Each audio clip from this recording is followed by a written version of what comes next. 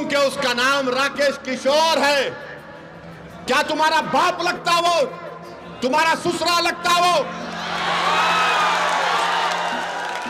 कि तुम उस पे केस नहीं बुक करते? और कोई पोस्टर उठाता है तो 1300 लोगों पे केस बुक हो जाता है, 40 गिरफ्तार हो जाते हैं।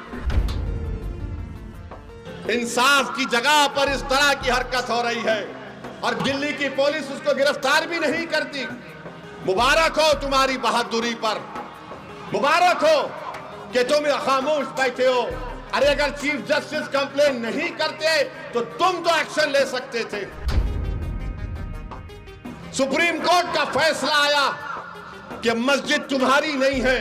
सुप्रीम कोर्ट का फैसला ट्रिपल तलाक के बारे में आया। सुप्रीम कोर्ट का फैसला कई चीजों पर आया, मगर जो संविधान को मानते हैं, जो संविधान को मानते, उन्होंने कहा कि हम कोर्ट के फैसले से खुश नहीं है, यह फैसला गलत है। क्या हमने धर्म का नाम लेकर किसी पर जूता उठाया?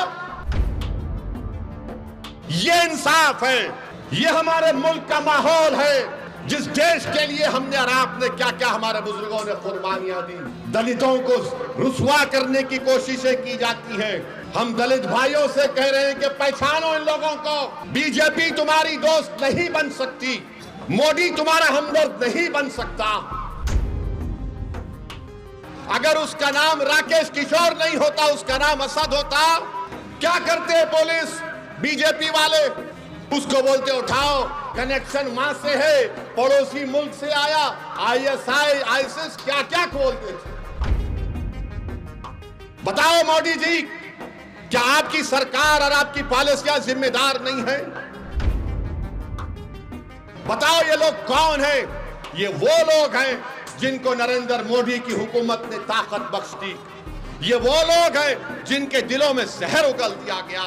ये वो लोग हैं, आज भी राकेश किशोर बोलता है कि मुझे किसी चीज की परवाह नहीं है। भारत के प्रधानमंत्री, दिल्ली की पुलिस आपके मातहत आती है और आप खाली एक बयान दे दिए, ये बहुत गलत हुआ। और मेरे अजीज दोस्तों और बुजुर्गों, सबसे शर्मनाक हरकत हमारे भारत के सुप्रीम कोर्ट में हुई कि एक शख्स जिसका नाम राकेश किशोर था, इसने चीफ जस्टिस के इजलास में कोर्ट नंबर 1 में चीफ जस्टिस के सामने जूता उतार कर फेंक दिया उसके कोर्ट में। इसका नाम क्या था? राकेश किशोर। हमारे भारत की सबसे बड़ी कोर्ट, सुप्रीम कोर्ट के जज जो है वो दूसरे दलित जज हैं। मैं हमारे दलित भाइयों को पैगाम देना चाह रहा हूं, हमारे अंबेडकरवादी आइडियोलॉजी को मानने वालों को पैगाम दे रहा हूं, जो बाबा साहेब अंबेडकर को मानते हैं उनको पैगाम दे रहा हूं, उन भारत के नागरिकों को जो संविधान को मानते हैं उनको पैगाम दे रहा हूं। ये तारीखी सरजमीन में खड़े होकर बोल रहा हूं, चीफ जस्टिस ऑफ इंडिया के कोर्ट में एक शख्स अपना जूता उठाकर चीफ जस्टिस के कोर्ट में फेंकता है। मेरे भाई, आप बताइए क्या हो रहा है? और जब उस शख्स ने नारा क्या लगाया, सुप्रीम कोर्ट के चीफ जस्टिस के इजलास में नारा क्या लगाया कि सनातन धर्म का अपमान नहीं सहेगा हिंदुस्तान। उसने नारा लगाया और अपनी जेब से उसके कागज भी निकला, उसमें लिखा था कि सनातन धर्म का अपमान नहीं सहेगा हिंदुस्तान। हम मोदी से पूछना चाह रहे हैं, मोहन भगवत से पूछना चाह रहे हैं, नीतीश कुमार से पूछना चाह रहे हैं, बताओ इस शख्स में इतनी हिम्मत कैसे आई कि वो सुप्रीम कोर्ट के चीफ जस्टिस के इजलास में जाकर जूता उठाकर भारत के दूसरे दलित चीफ जस्टिस ऑफ इंडिया की तरफ फेंके। नरेंद्र मोदी 11 साल आपके प्रधानमंत्री की मौजूदगी में इस तरह का जहर फैला दिया आपने। इसको हिम्मत कैसा हुई इस राकेश किशोर को? इसको ताकत कहां से मिली? इसने क्यों लिखा ये कि सनातन धर्म का अपमान नहीं सहेगा हिंदुस्तान? बताओ मोदी जी, क्या आपकी सरकार और आपकी पॉलिसियां जिम्मेदार नहीं है? जबकि सुप्रीम कोर्ट के चीफ जस्टिस ने कोई फैसला नहीं दिया, कुछ बात नहीं कि एक ओरल ऑब्जर्वेशन था उनका, मगर इसको तकलीफ हुई इस राकेश किशोर को, इसने चीफ जस्टिस ऑफ इंडिया के इजलास में आकर जूता उठाकर फेंक दिया। उसको अब तक गिरफ्तार नहीं करी पुलिस। अगर उसका नाम असद होता तो अब तक मुझे गिरफ्तार कर लिया जाता।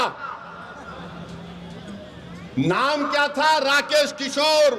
ऊपर वाले हैं, बड़े लोग हैं, हम कमतर हैं। सुनो मेरे दलित भाइयों, चीफ जस्टिस ने कहा कि मैं कंप्लेन नहीं करूंगा, ठीक है, मगर मैं बड़ी इज्जत के साथ चीफ जस्टिस के इस फैसले को नहीं मानता, क्योंकि सवाल आप पर जूता फेंकने का नहीं है।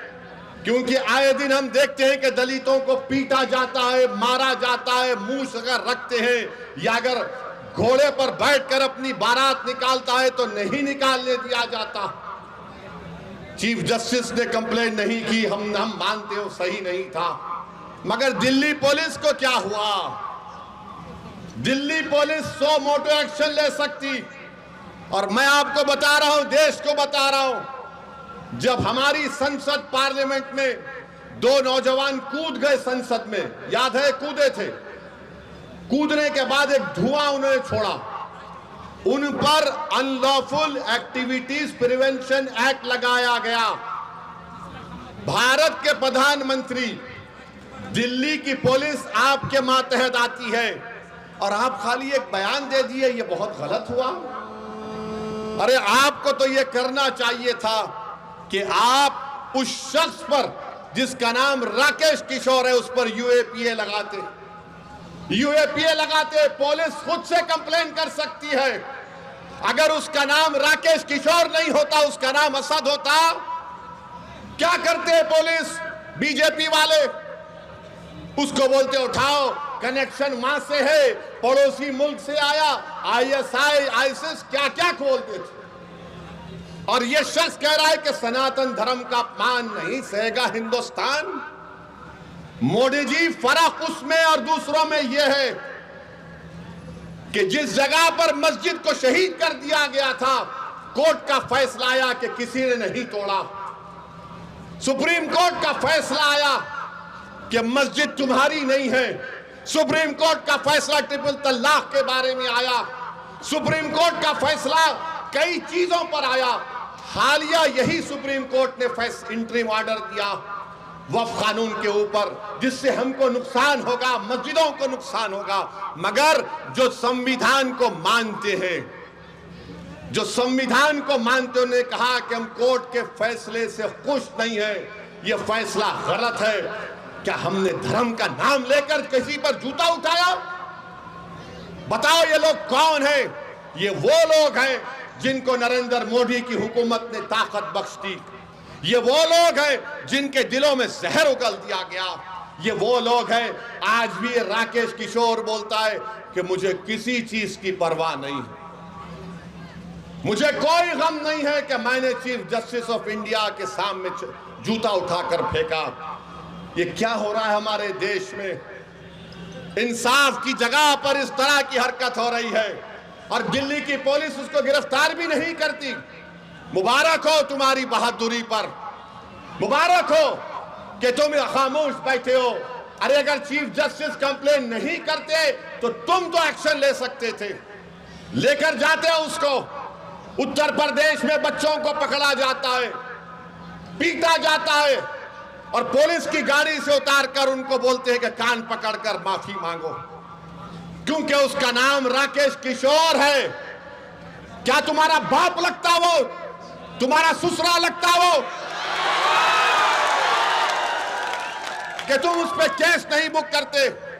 और कोई पोस्टर उठाता है तो 1300 लोगों पे केस बुक हो जाता है, 40 गिरफ्तार हो जाते। सुप्रीम कोर्ट के चीफ जस्टिस के कोर्ट में जूता फेंकता है और ये लोग कोई केस रजिस्टर नहीं करते, पकड़ना तो दूर की बात। ये इंसाफ है, ये हमारे मुल्क का माहौल है, जिस देश के लिए हमने और आपने क्या क्या हमारे बुजुर्गों ने कुर्बानियां दी। दलितों को रुसवा करने की कोशिशें की जाती है। हम दलित भाइयों से कह रहे हैं कि पहचानो इन लोगों को, बीजेपी तुम्हारी दोस्त नहीं बन सकती, मोदी तुम्हारा हमदर्द नहीं बन सकता। भारत की तारीख का दूसरा दलित चीफ जस्टिस ऑफ इंडिया है। ये चीफ जस्टिस ऑफ इंडिया के वालिद जो थे, उनके वालिद जब बाबा साहेब अंबेडकर ने हिंदुइज्म को छोड़कर नागपुर में बौद्ध मजहब को इख्तियार किया तो उनके वालिद साथ थे बाबा साहेब अंबेडकर के। मेरे भाई, ये हालात है वतन अजीज के।